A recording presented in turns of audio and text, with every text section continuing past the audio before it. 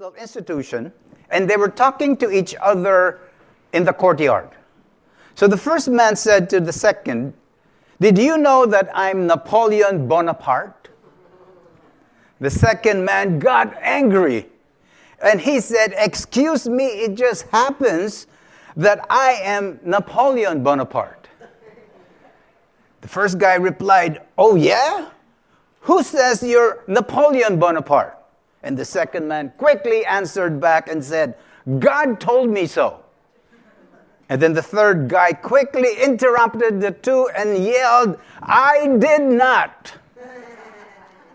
Now, we know that we cannot take seriously the claims of these three men. Why? Because they all had serious mental issues. Now, I realize we're not mental health experts here. But we can say that they're not mentally healthy. Why? Because all of them had no proof of credibility to back up their claims. So my friends, as we look at God's Word today, I'd like for us to remember that proofs are needed to back up our claims. I'll give you an example. If I bought a product, I need to show a receipt. Why? Because this is my proof of purchase.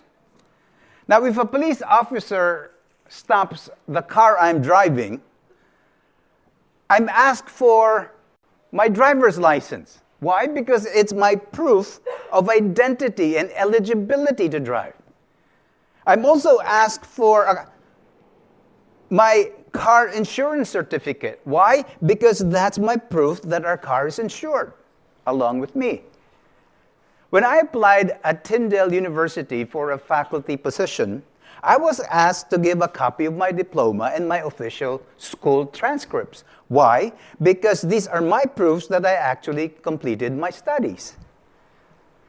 When it comes to faith in our Lord Jesus Christ, proofs are also important. Though faith is more than just having proofs. In fact, I'd like for you to look at this.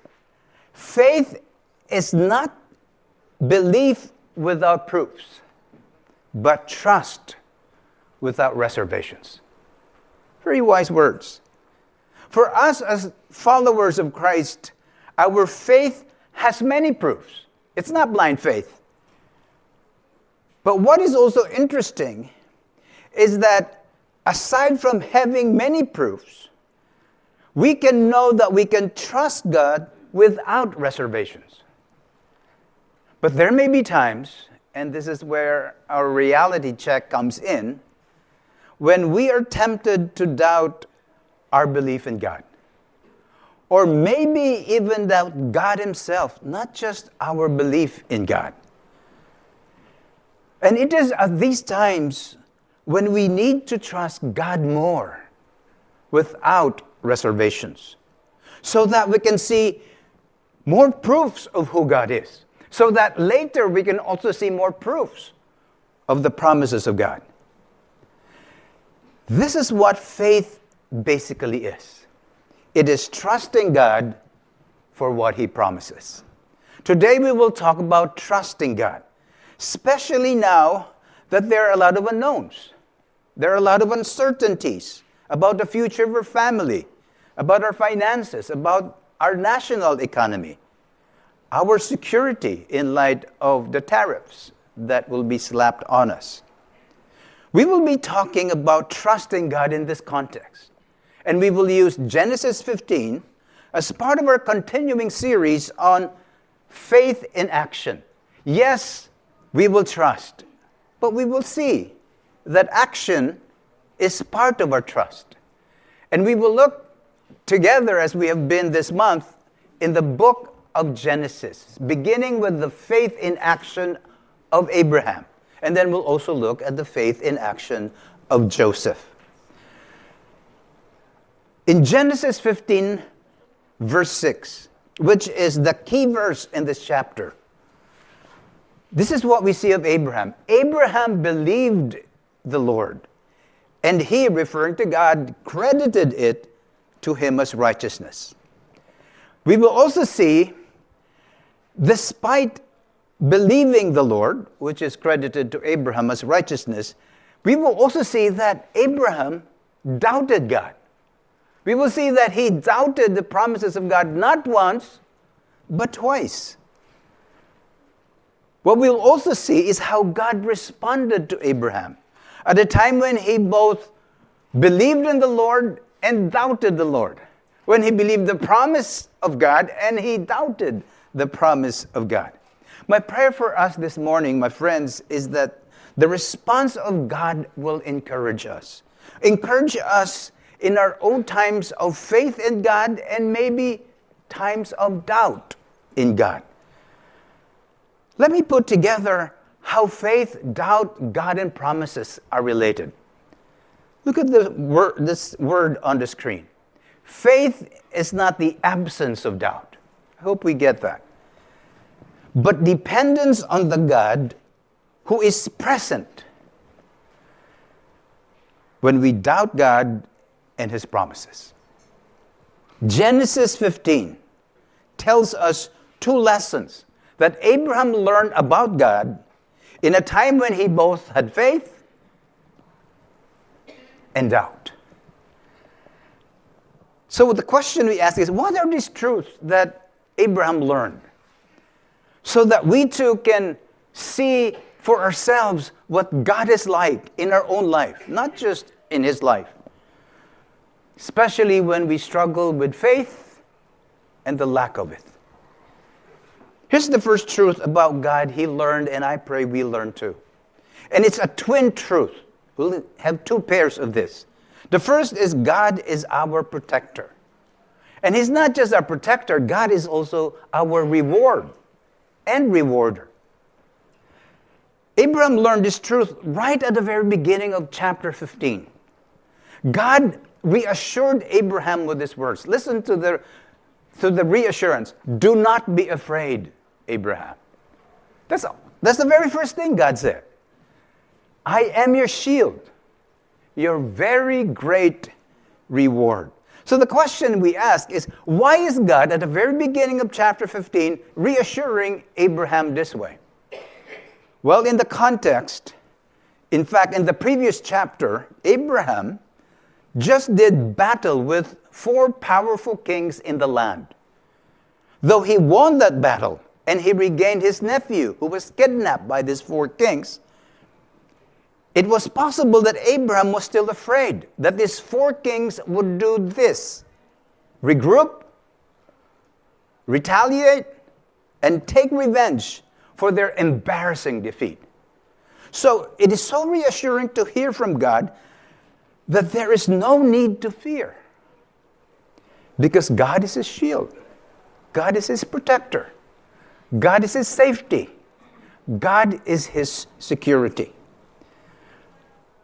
In addition to this reassurance, as if that one reassurance is not enough, God informed Abraham that God is his very great reward.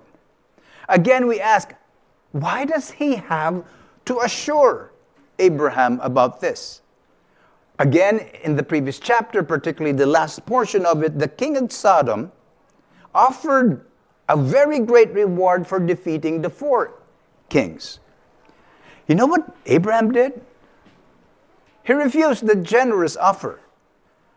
In fact, he told the king of Sodom these words, I will accept nothing belonging to you, not even a thread or a strap of a sandal, so that you will never be able to say, I made Abraham rich. Because Abraham refused such a generous offer, God gave his assuring words, I am your very great reward. What does that even mean? It means that God will not only give great reward, he himself is the best reward Abraham could ever have. God is his source of blessings. God is the source of all great rewards. Why? Because Abraham belongs to God. Because Abraham is related to God, because God is the reward of his life. God is the rewarder in his life. Now, to hear these two reassurances, that God is the protector and the shield, and to hear another reassurance that God is the reward and the rewarder of his life, that may probably be sufficient to take away all of Abraham's fear, so that he can put all of his trust in God. I mean, those are great two assurances. But to the contrary, Abraham doubted the value of God's protection and the value of God's provision. Listen to what he said.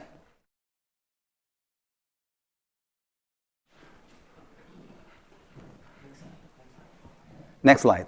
This is suspense. This is part of the arrangement. Sovereign Lord. He even calls him Sovereign Lord. I mean, you're in control. Sovereign Lord, what can you give me since I remain childless? And the one who will inherit my estate is Eliezer of Damascus. And Abraham said, you have given me no children. So a servant in my household will be my heir.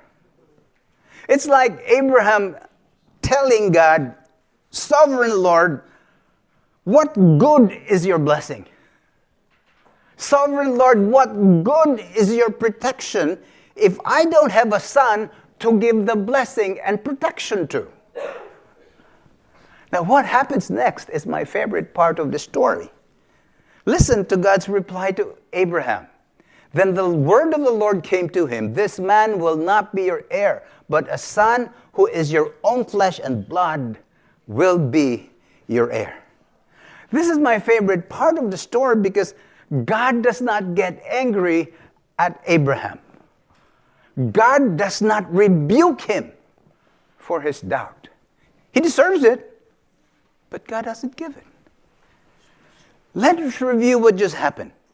In the previous verse, God just finished reassuring Abraham 2 times that there's no need to fear. And yet we hear Abraham is fearful for not having his own heir.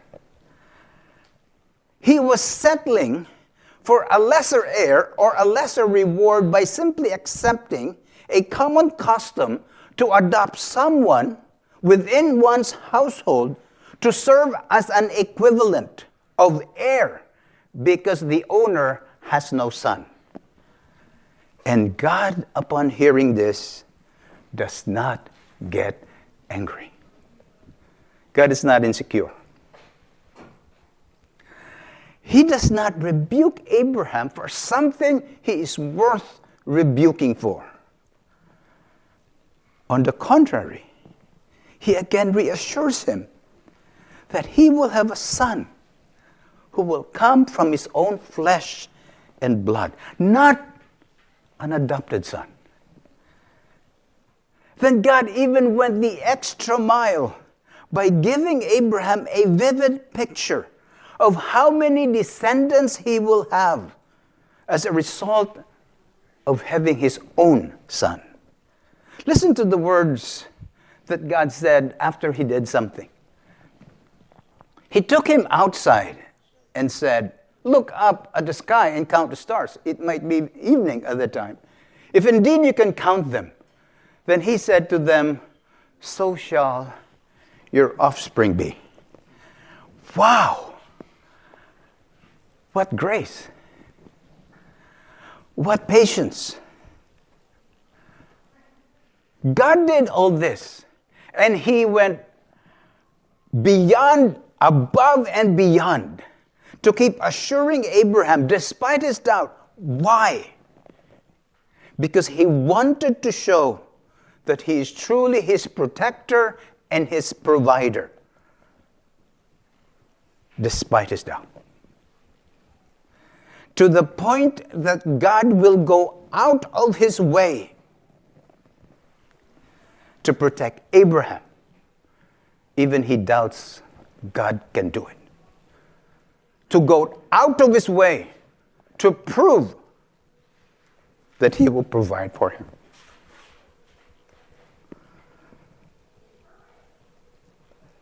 No wonder Abraham, upon hearing God say this, and upon giving him a vivid picture of the number of stars in a clear evening sky, finally he said, Abraham believed the Lord, and he credited to him as righteousness. Finally, he gets it. My friends, in times of our own doubt, despite our faith, let's not deny the promises of God, but depend on the God who gives these promises. Deny not, depend more. So what can we learn from what just happened? God reassures Abraham with great promises. Abraham doubts the value of the promises to his own life. Then God reassures him more and gives Abraham more vivid promises. Then Abraham finally believes, and it was credited to him as righteousness. One of the key lessons I learned from this portion of the story is this: that we are not to build our residence in the house of doubt. Doubt is not something we deny. Doubt is not something we hide from God, nor from others. God gave Abraham space and place to express his doubt, so that from doubt he would again be brought to more faith. In his book, Reaching for the Invisible God, what do we expect to find? Philip Yancey said these very piercing words. I'd like for you to listen. God's invisibility guarantees that I will experience times of doubt. Doubt is the skeleton in the closet of faith. And I know no better way to treat a skeleton than to bring it out into the open and expose it for what it is. Not something to hide or fear, but a hard structure on which living tissue may grow. Friends, our lesson is this: doubt is not the enemy of faith. Doubt is not even the opposite of faith. Doubt is an invitation from God for us to grow in more faith if we handle our doubt well. And one of the best ways I know to handle our doubt well is to bring our doubt face to face before the face of our God. Our God who understands our doubts. Our God who makes us know that He is the shield of our life when our mind is not shielded because of doubt. Because we have a God who tells us, despite our doubt, do not fear. So that we can experience that God is truly our reward, no matter what we think. That God is our rewarder, whatever we say.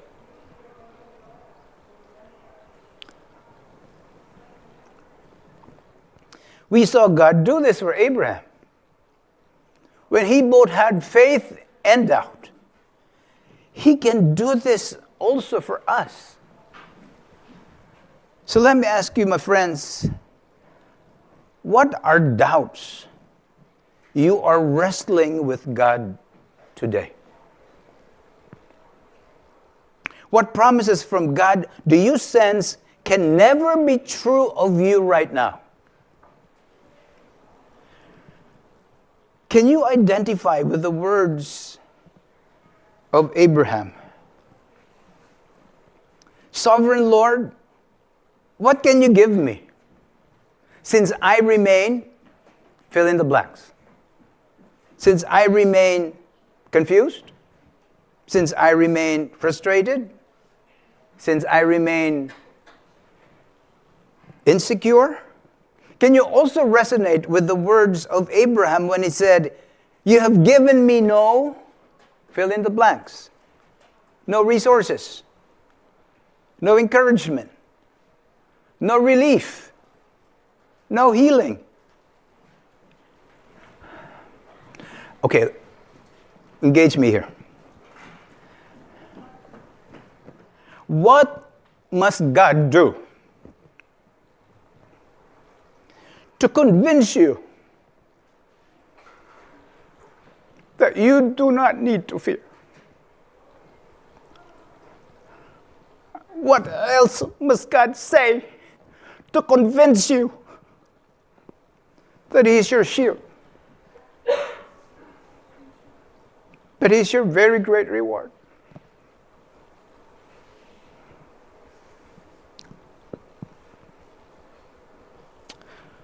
Would you tell God your doubts now so that you can be on your way to faith again? Would you talk to God in prayer? And then end your prayer with the words of the Father in the New Testament who told Jesus, I believe. Help my unbelief.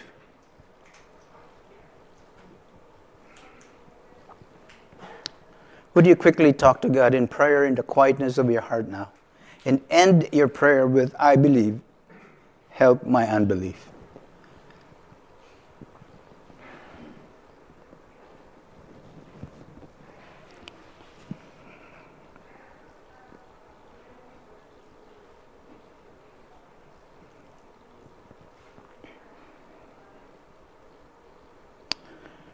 Father, we believe.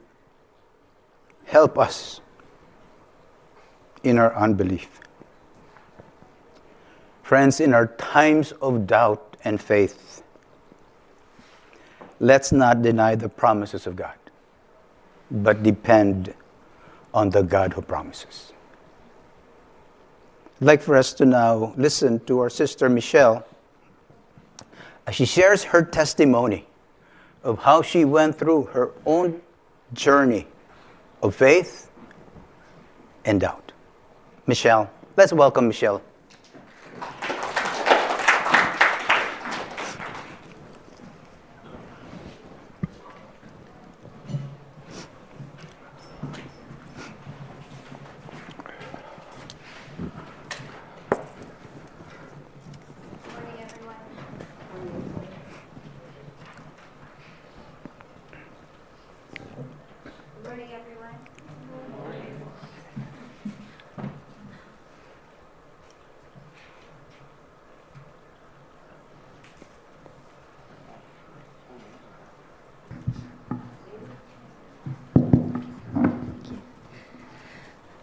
My name is Michelle Magno, and I am here today to share my testimony about how the Lord has faithfully fulfilled His promises in my life over the past year.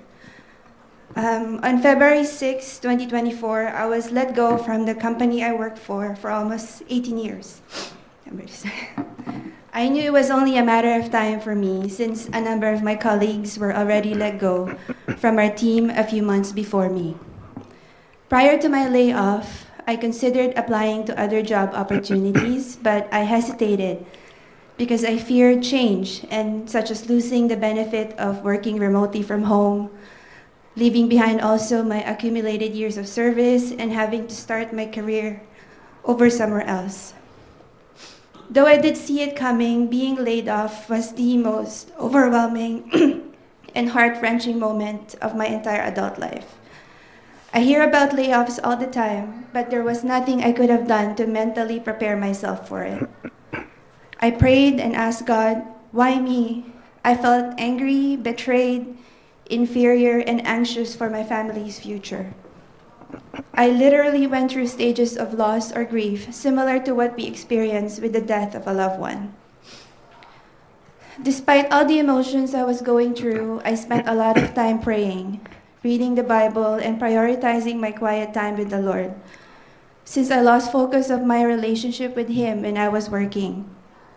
It dawned on me that God used my trial to bring me closer to Him, to prepare and strengthen me and to renew my faith in Him. He reminded me to surrender and leave everything in His hands. He comforted me and carried me through my lowest days. I have never felt more closer to the Lord. God spoke to me of His promises through Isaiah 43 verse 2, which says, "When you pass through waters, I will be with you, and when you pass through the rivers, they will not sweep over you. When you walk through the fire, you will not be burned. The flames will not set you ablaze." Looking back, God was at work in all of this. When I worried about our finances, He provided through the severance pay I received. I was stressed and overworked at my previous job, but God made a way to take me out of that situation. God gave me the opportunity to rest, refresh, prepare, and work on myself during my time off. I was able to focus on and appreciate spending time with my children, Austin and Elise.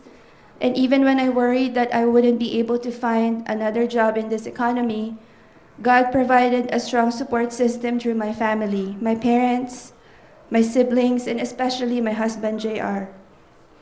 God has made our marriage and relationship stronger than ever through this ordeal.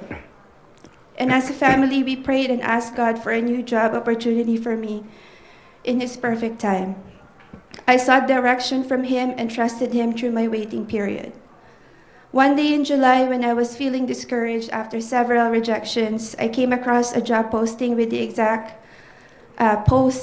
position, which is transport planner role, that I held previously at my previous company. I did not apply right away since the job posting required that the position will be based in Winnipeg. However, I felt God's leading to apply anyway. I trusted Him because this role was my forte compared to the project manager roles I was initially applying for. I was called in for an interview after the hiring manager indicated that I did not need to move to Winnipeg and can work remotely from home or in the Brampton office, only 20 minutes away from our house. My first ever job interview since my layoff went smoothly, and a week later, I received a call from HR that I got the job. My start date at the end of August even aligned perfectly with our summer travel plans before the kids went back to school. I am truly grateful and still in awe of how God was in control of my situation. I felt His hands move throughout the entire process for my good. I yielded to His will, and He has given me something truly better. He gives and takes away, but when He gives far more than we can ever imagine or hope for. Before I close, allow me to share with you Romans 8:18, where Apostle Paul says, "I consider that our present sufferings are not worth comparing with the glory that will be revealed in us." For those of us who are still in the waiting period, whether it be for a new job, healing, or financial breakthrough, remember that the struggles we go through now are only temporary, but He promises that the glory we experience in His presence is eternal and far outweighs them all. He is our reward. I hope my testimony has inspired you to trust in God's promises. Thank you for allowing me to share God's goodness in my life. To God be the glory. Thank you.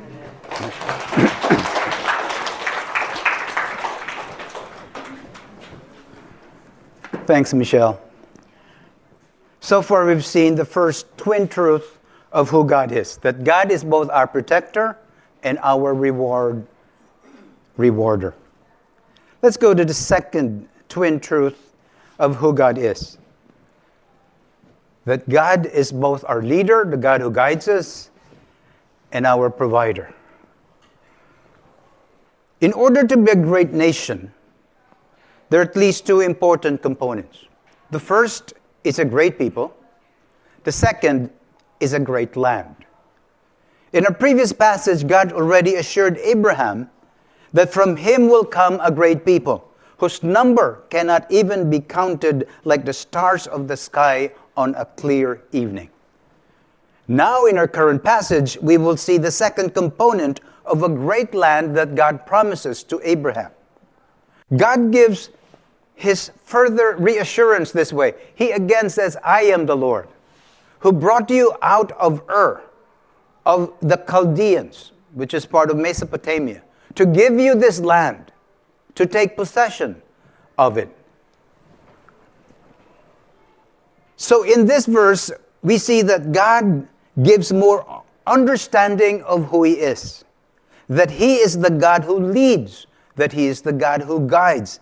As we saw in how he brought Abraham out of Ur in order to go to Canaan. God led him. God led and guided. Then God expands his promise to give Canaan for Abraham to possess. And since we just saw Abraham being commended by God for his faith in verse 6, we again expect that he would respond with these words, yes, sovereign Lord, I believe you, that you have guided me, that you have led me, and I will again believe you, that you will give this land you promised to me. But that's not what he said. Instead, he told God this, sovereign Lord. Again, that's the same thing he said earlier when he doubted. Sovereign Lord, how can I know that I will gain possession of it? It's surprising to hear his doubt again. Let me put you in suspense. Let me just drink this.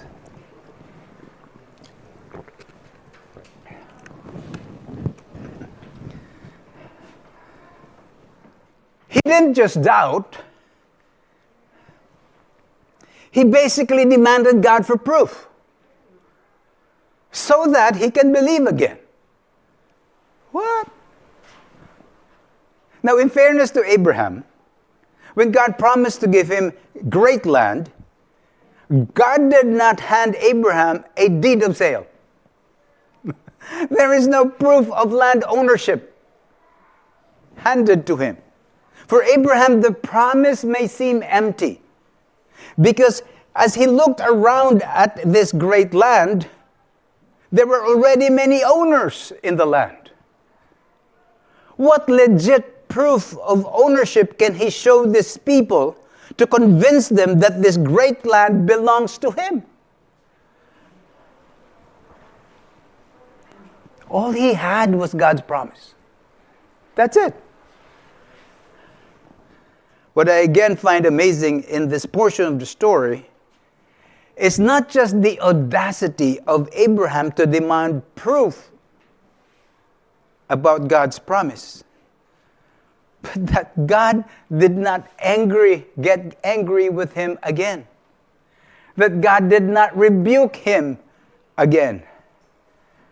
Instead, God gave him what he wanted. Proof. So that what God asked him next is to prepare for the signing of this covenant. We see this in this verse. This may seem odd, but this is the custom of that day for the signing of a contract. Listen to the words. So the Lord said to him, bring me a heifer, a goat. A heifer is a young cow, and a ram is a male sheep, each 3 years old, along with a dove and a young pigeon. Abraham brought all these to him. He obeyed. And then, and cut them in two. Imagine with this. Cut in two. Arranged the halves opposite to each other. The birds, however, he did not cut in half. Then the birds of prey came down on the carcasses, but Abraham drove them away. Can you imagine? Half the animals, there's space in between. The details of these verses are a customary way to make or cut, literally cut, a contract or a covenant. The way to ratify this or to seal the covenant is to walk together as covenant partners in between the cut carcasses. Get it? Get it? Good. So this is the proof to settle the issue of ownership once and for all. So Abraham was waiting on God to come because he is the covenant partner, so that they can walk through the carcasses together and seal the deal. You know what happened? God didn't show up. What?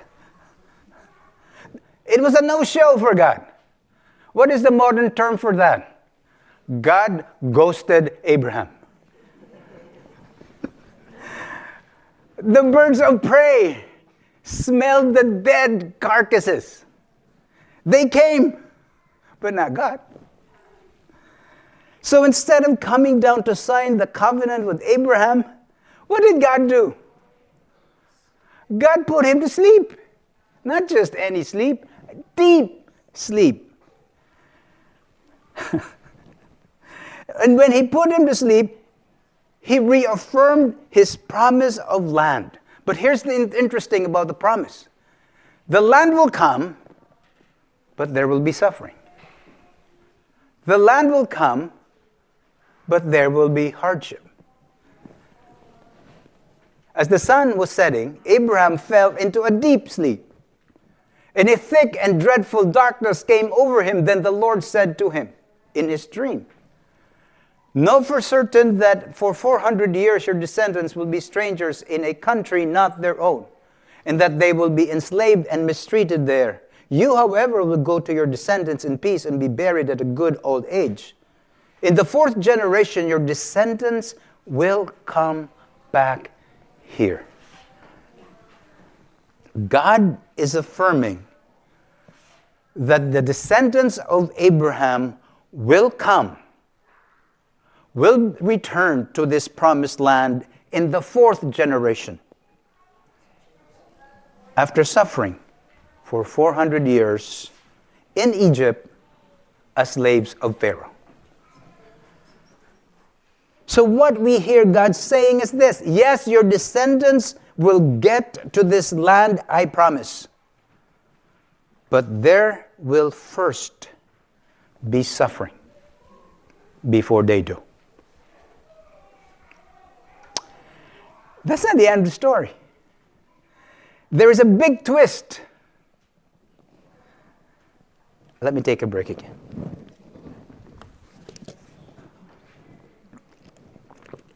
What's the suspense? God showed up when Abraham was sleeping.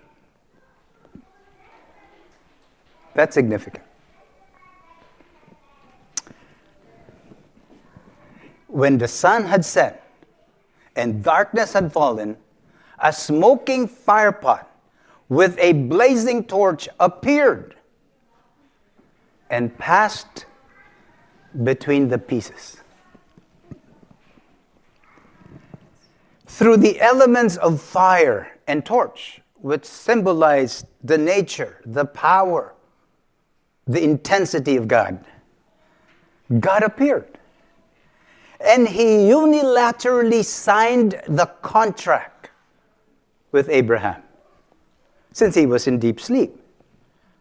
The implication of this covenant is that the fulfillment will be solely based on the action of God. That the terms will be fulfilled without Abraham. They didn't walk as partners together. That it was God and God alone who will fulfill his promises without Abraham having a part to determine the course of the future.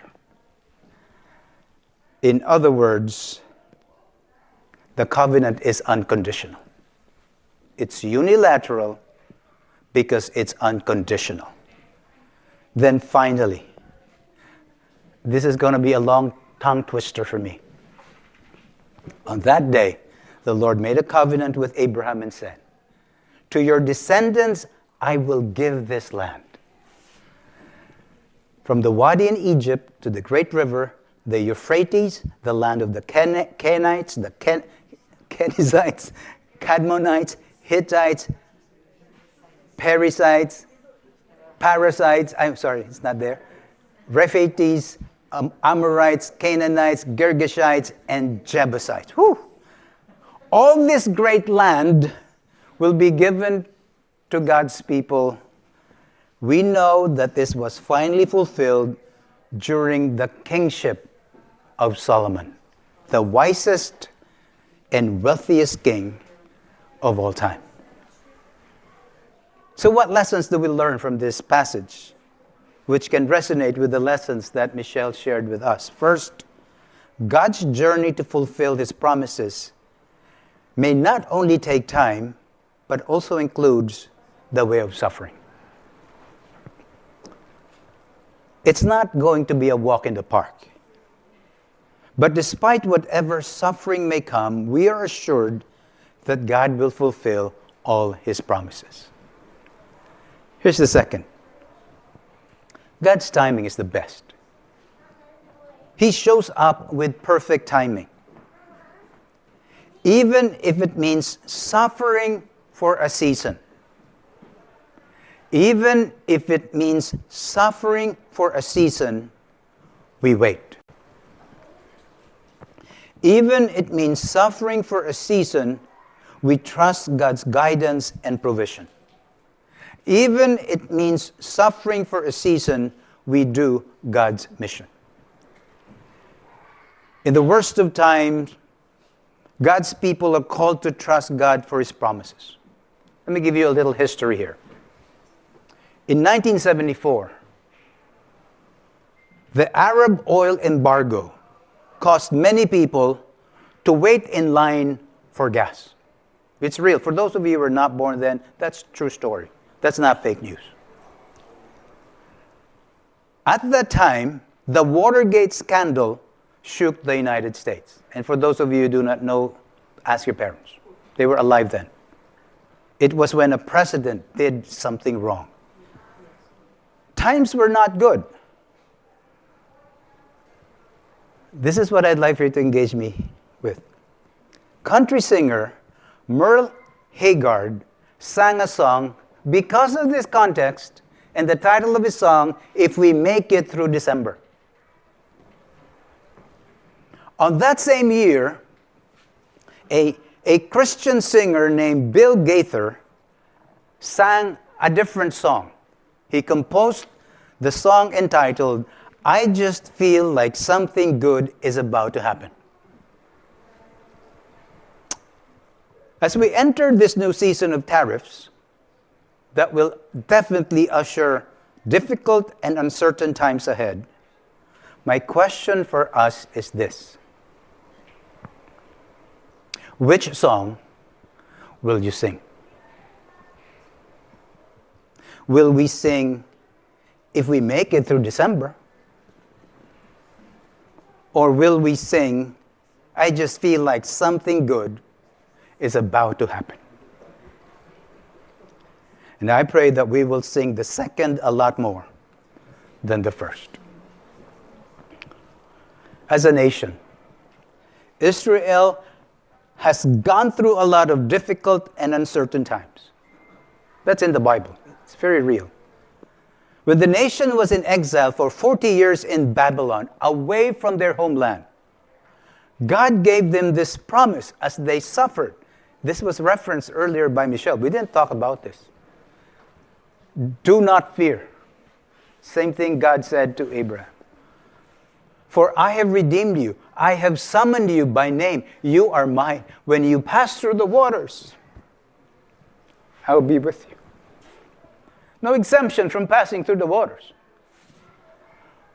And when you pass through the rivers, they will not sweep you over. No exemption from passing through the waters. When you walk through the fire, you will not be burned. No exemption from walking through the fire. The flames will not set you ablaze, for I am the Lord your God. This is who I am. Since you are precious and honored in my sight, and because I love you, do not be afraid, for I am with you. Just as God told Abraham, do not be afraid, I am your shield, your very great reward. God also told Israel, do not be afraid, for I am with you.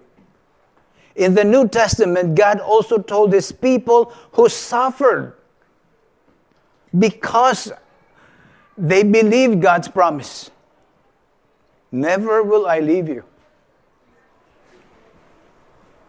Never will I forsake you.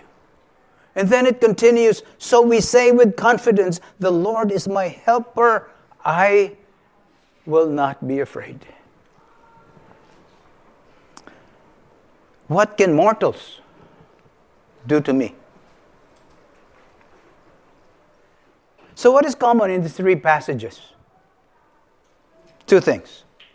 God's command, do not be afraid, and the response of God's people, I will not fear. Why can we respond to God without fear? Because God is our protector, not Abraham's only. That God is our reward. That God is our rewarder. That God is our leader. That God is our provider. No matter what suffering awaits all of us, let's all trust God for what He says. Would you end this time with me by saying these words after me? We will not be afraid. 1, 2, ready, go. We will not be afraid. That doesn't sound convincing. 1, 2, ready, go. We will not be afraid. Would you pray with me? Our Father in heaven, we have no other way to navigate the season of uncertainties and unknowns but with you. You are our shield. You are our very great reward. You are the Lord who leads us. You are the God who guides us. You are the God who provides for us. Father, whatever suffering we may now have, and whatever suffering we may have later, you command us not to be afraid. So, Father, in our heart and with all of our heart, we'd like to not just say together, but we'd like to affirm before you that we will not be afraid. We will trust you for what you have promised, that you will never leave us, that you will never forsake us. Amen.